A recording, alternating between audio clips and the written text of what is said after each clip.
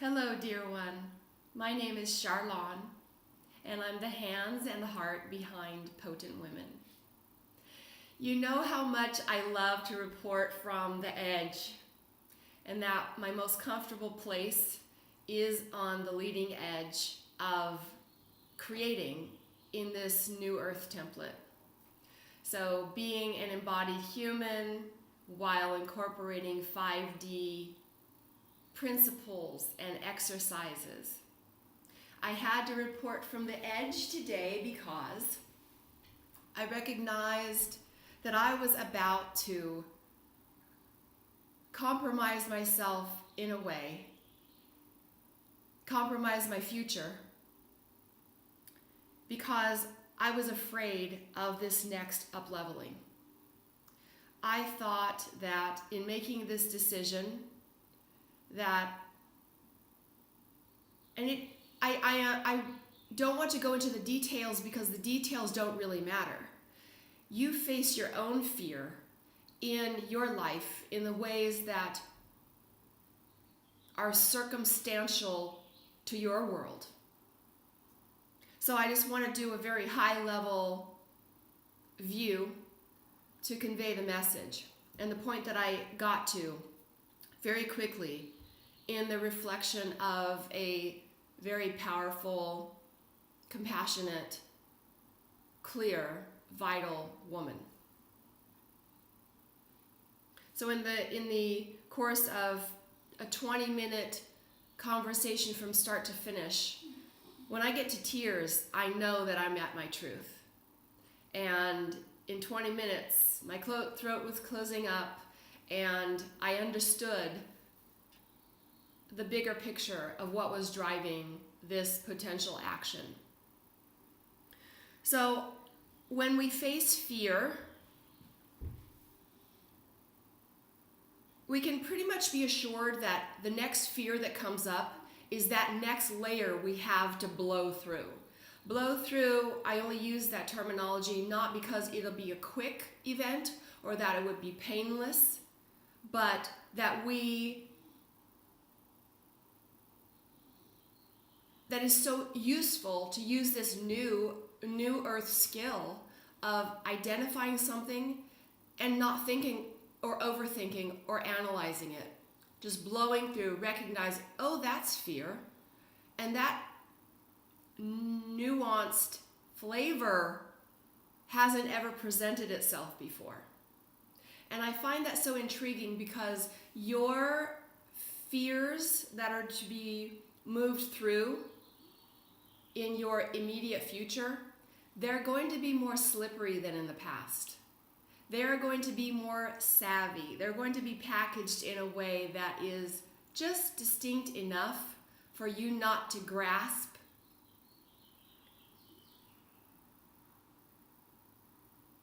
that it's even fear. It'll be that elusive, just right out of your reach awareness. And that's what makes discernment so crucial as a new earth skill. Because I was hooked for a minute. For about a week, I was hooked with this idea that I wasn't ready, that I wasn't prepared, that I should just let someone else take over. Because probably they knew better than I did. My fear was that I wasn't equipped to take this idea to its next expansion level. And what that meant essentially is that I was feeling very ill-equipped to take myself to the next expansion level.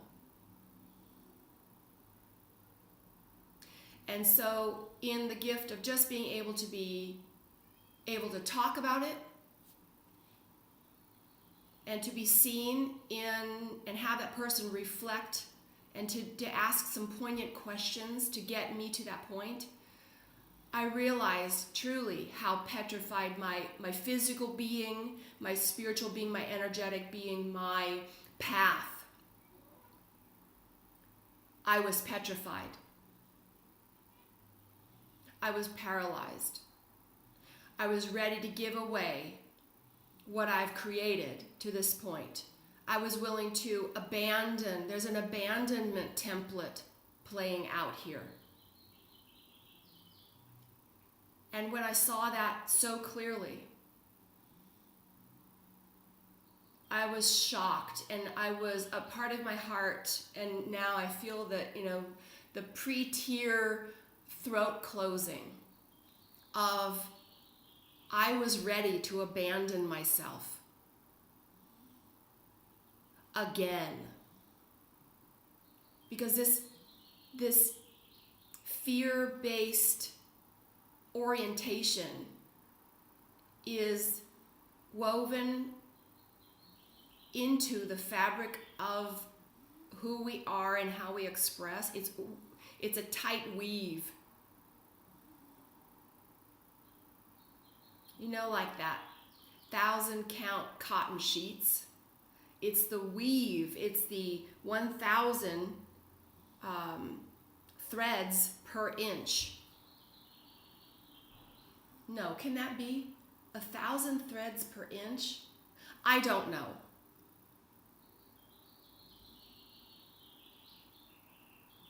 My point is, it is such a tight weave that even you may not be able to recognize when it's happening to you. That fear, it's not raising its head in a way that's obvious. It's raising its head in a way that is so covert with the intent that you won't notice its fear, that you will be in the action and having taken that step of handing away your power and your potential to someone else or something else before you even wake up and realize, oh my gosh, what did I just do? And so many of these events are not life-shattering. It wouldn't really matter that much. It would take a minor course correction. But this, what I was getting ready to do, was a really big deal.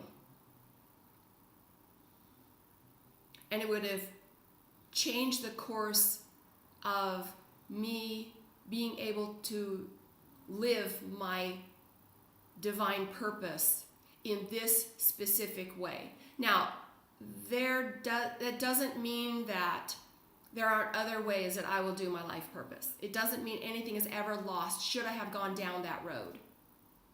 It does leave me feeling so grateful that I was able to catch it before I invested much time and any resources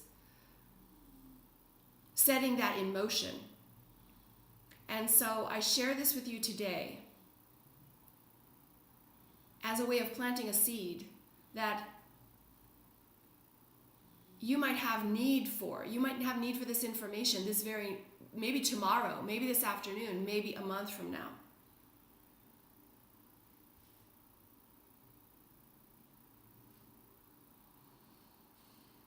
Fear is that place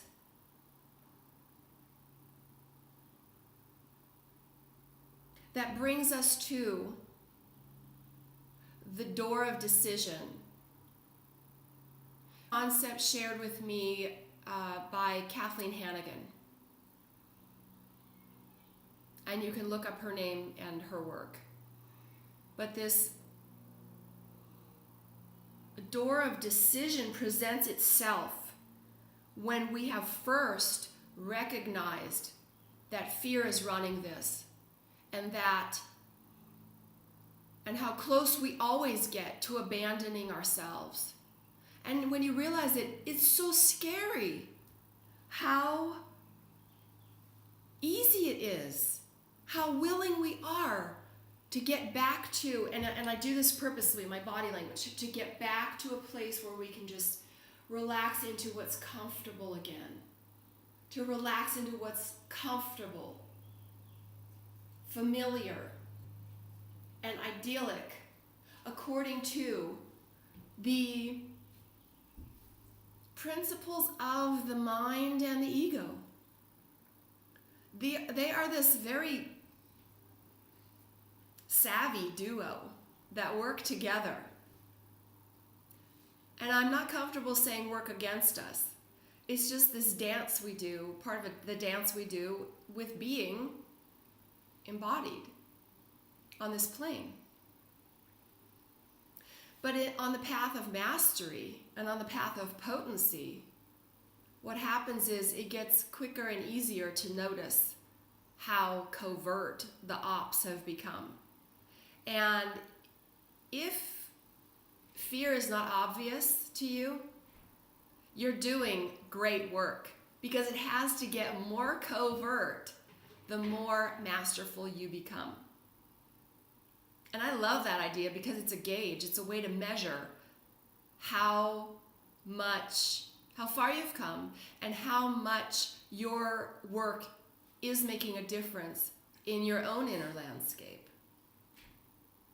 So the fear, the recognition through discernment, this door of decision pops up and it says, will you decide to sit back again? Will you decide to back into the comfort of familiarity? Or are you going to blow through this fear that says, someone knows better than you do? Someone has the clarity. You don't. You should give this away. You should hand your power to this fear. And having this be so fresh, literally within the last half hour of this realization coming, I feel this mighty surge in my belly, and it's a fire, and it says, not today, fear, not today. Maybe tomorrow, but for today, I'm going to stand in my clarity. I'm going to stand on the top of the mountain that I've climbed today. And it's only 10:51 in the morning. I wonder what the rest of the day holds for me. But if nothing else unfolded of this magnitude, I'd be pretty content to leave it as, yeah, that's a pretty good one for a day. Pretty good for a Sunday. Not today, fear. Not today.